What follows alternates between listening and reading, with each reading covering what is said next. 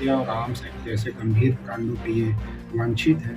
कल आंध्रा थाने एसएचओ और एसडीपीओ झंझारपुर इनको सूचना थी कि ये जो ओम प्रकाश यादव है, ये आंध्रा थाने के गंगाद्वार गांव है, वहाँ पर छिपा हुआ है।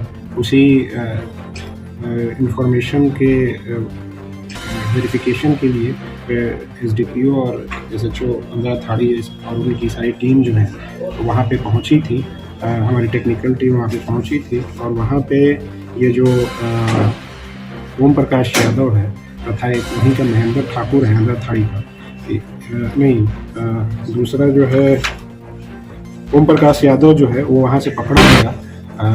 एक उसके पास से एक देसी पिस्टल, एक चाकू, उसके अलावा 2 जिंदा कारतूस और एक ओप्पो मोबाइल नंबर।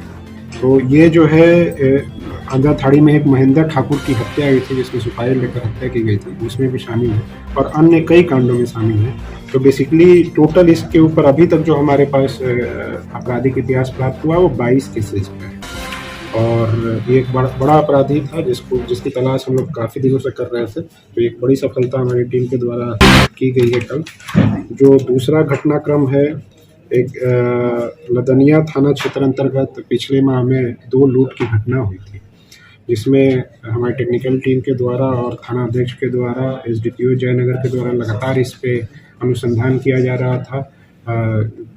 जो लूट किए हैं उनकी पहचान के लिए कोशिश की जा रही थी, उसमें सफलता मिली और जो इसमें मुख्य अभियुक्त जो शामिल था राजकुमार मंडल, जिसके ऊपर भी पुलिस उप महानिरीक्षक महोदय मिथिला के द्वारा 25,000 का इनाम इनके ऊपर घोषित किया गया था, इसकी गिरफ्तारी की गई है। ये जो है टोटल 8 केसेस में मधुबनी जिला है, इसके ऊपर 8 केसेस पूर्व के लंबित हैं। सारे केसेस जो है गंभीर कांड के हैं, लूट के, डकैती के और आर्म्स एक्ट के हैं। इसके पास से जो बरामद हुआ है उसमें एक देसी पिस्टल, 2 देसी कट्टा,